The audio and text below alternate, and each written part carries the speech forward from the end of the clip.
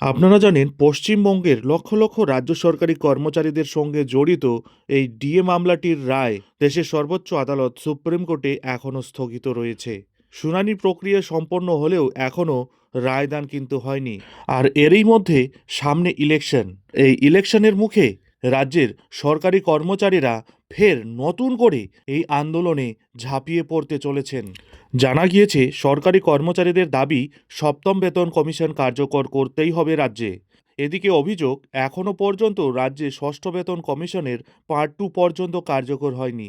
এদিকে all India consumer price ইন্ডেক্সের সঙ্গে সামঞ্জস্য রেখে ডিএ মেটানোর দাবি জানাচ্ছে সংগ্রামী যৌথ মঞ্চ।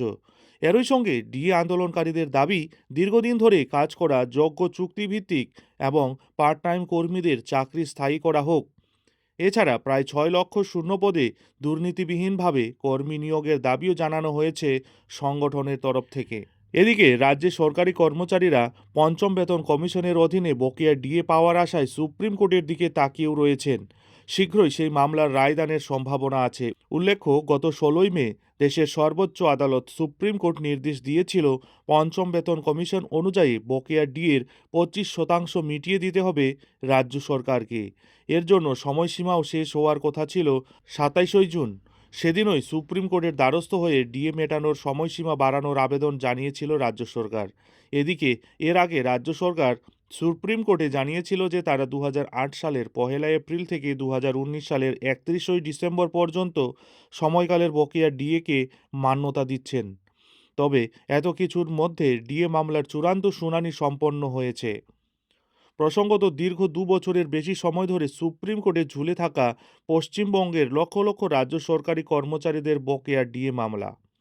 প্রসঙ্গত, সুপ্রিম কোর্টে রাজ্য সরকারি কর্মচারীদের ডিএ সংক্রান্ত যে মামলাটি চলছে সেটা পঞ্চম বেতন কমিশন সংক্রান্ত। 2016 সাল থেকেই সেই মামলা চলছে। আর এই মামলাটি state administrative tribunal Kolkata high court হয়ে সুপ্রিম কোর্টে এসে পৌঁছেছে। প্রথমে সেটে জয় পেয়েছিল রাজ্য সরকার, তারপর থেকে প্রতিটি ক্ষেত্রেই জয় পেয়েছে রাজ্য সরকারি কর্মচারীরা। আর এরই মধ্যেই আবার সামনে দুয়ারে ভোট। তার আগেই রাজ্য সরকারি কর্মচারীদের জন্য বিরাট সুখবর। সামনেই রাজ্যের বাজেট পেশ। এবার প্রশ্ন হলো, প্রতিবারের ন্যায় এবারের বাজেটেও কি তবে ডিএ বৃদ্ধি হতে চলেছে? আপনারা জানেন রাজ্য সরকারি কর্মচারীদের দীর্ঘদিনের দাবি কেন্দ্রীয় হারে মহার্ঘ ভাতা এবং সপ্তম বেতন কমিশন চালু করা। বর্তমানে দেশের সর্বোচ্চ আদালত সুপ্রিম কোর্টে ডিএ মামলার রায় স্থগিত রয়েছে। আর এরই মধ্যে জল্পনা শুরু হয়েছে যে 2026 সালের এপ্রিল মাসে সম্ভাব্য নির্বাচনের আগে ফেব্রুয়ারি মাসের অন্তর্বর্তীকালীন বাজেটে রাজ্য সরকার নতুন বেতন কমিশন গঠনের ঘোষণা করতে পারে। সরকারের নীরবতায় ক্ষুব্ধ রাজ্য সরকারি কর্মচারীদের একাংশ। তাই এবার রাজপথে নামার সিদ্ধান্ত নিয়েছেন তারা। আগামী 27 জানুয়ারি সবাই শহীদ মিনারে স্লোগান তুলে এক বিশাল সমাবেশের ডাক দেওয়া হয়েছে। এআইসিপিআই অনুযায়ী বকেয়াসহ কেন্দ্রীয় হারে ডিএ প্রদান, বেতন কাঠামোয় স্বচ্ছতা আনা, স্থায়ী আদেশনামা জারি করা। এই আন্দোলন ঘিরে টলিপাড়া থেকে নবান্ন সর্বত্রই আলোচনার ঝড় উঠেছে। বিশ্লেষকদের মতে নির্বাচনের আগে এই বিশাল সংখ্যক ভোট ব্যাংককে চটিয়ে রাখা সরকারের পক্ষে কিন্তু মারাত্মক ঝুঁকিপূর্ণ হতে পারে। গত 2024 সালের লোকসভা নির্বাচনের আগেও রাজ্য বাজেট এবং তার আগে দুবার ডিএ বৃদ্ধির ঘোষণা করেছিল মমতা সরকার। রাজনৈতিক বিশেষজ্ঞদের মতে সেই একই পথে হেঁটে এবারও নির্বাচনের আগে অন্তর্বর্তীকালীন বাজেটে এক কিস্তির ডিএ বাড়ানো হতে পারে। এদিকে সরকার কিন্তু চোখ বন্ধ করে নেই। কর্মচারীদের চিকিৎসা ভাতা, ভ্রমণ ভাতা এবং ডিএ নিয়ে তাদের দাবির বিষয়ে সরকার সম্পূর্ণ ওয়াকিবহাল। বিশেষজ্ঞদের মতে রাজ্যের আর্থিক সঙ্গতি বিবেচনা করে মুখ্যমন্ত্রী নিজেই বিষয়টি গুরুত্ব সহকারে দেখছেন। মন্ত্রীর এই আশ্বাসবাণীকে বিশেষ ইঙ্গিতপূর্ণ বলেও মনে করছেন ওয়াকিবহাল মহল। সপ্তম বেতন কমিশন এখনও গঠন হয়নি। বাজেটে ঘোষণার জল্পনা রয়েছে। রাজ্যের ডিএ মামলা দেশের সর্বোচ্চ আদালত সুপ্রিম কোর্টে বর্তমানে সংরক্ষিত। জানুয়ারিতে রায়ের সম্ভাবনাও রয়েছে।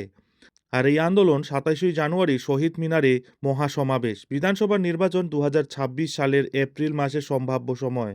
আর এদিকে সরকারি কর্মচারীরা কিন্তু কেবল ভোটার নন, সরকারের প্রতিটি জনমুখী প্রকল্প সাধারণ মানুষের দুয়ারে পৌঁছে দেওয়ার কারিগরও বটে। তাই তাদের অসন্তোষ রাখা ভোটের ফলে সরাসরি প্রভাব ফেলতে পারে বলে আশঙ্কা করা হচ্ছে। একদিকে সুপ্রিম কোর্টের আসন্ন রায় এবং অন্যদিকে অন্তর্বর্তীকালীন বাজেটের হাতছানি, সব মিলিয়ে জানুয়ারির শেষ এবং ফেব্রুয়ারির মাসটি পশ্চিমবঙ্গের রাজ্য সরকারি কর্মচারীদের জন্য কিন্তু অত্যন্ত গুরুত্বপূর্ণ হতে চলেছে। শেষ পর্যন্ত মমতা বন্দ্যোপাধ্যায়ের সরকার মাস্টার স্ট্রোক হিসেবে বেতন কমিশনের ঘোষণা করছে কিনা, এখন সেদিকেই তাকিয়ে সব পক্ষ। সরকারি কর্মচারী সংগঠনগুলির দাবি ডিএ সরকারি কর্মচারীদের প্রাপ্য অধিকার, কিন্তু মমতা সরকারের পাল্টা যুক্তি ডিএ অনুদান, যা নির্ধারণ করা হয় সরকারি কোষাগারের ক্ষমতার ভিত্তিতে। তবে যাই হোক, এখন দেখার বিষয় হলো নির্বাচনের আগে এবং বাজেট অধিবেশনে পশ্চিমবঙ্গ রাজ্য সরকার কী পদক্ষেপ নিতে চলেছে এবং আগামী ২৭শে জানুয়ারি সংগ্রামী যৌথ মঞ্চের পক্ষে আয়োজিত সেই বিশাল জনসভায় কী পদক্ষেপ নেওয়া হচ্ছে, নজর থাকবে সেদিকে। যাই হোক, এখন এখানেই শেষ করছি। এই ধরনের ডিএ সম্পর্কিত যে কোনো ছোট বড় আপডেট ঠিক সময় মতো পেতে অবশ্যই চ্যানেলে চোখ রাখুন।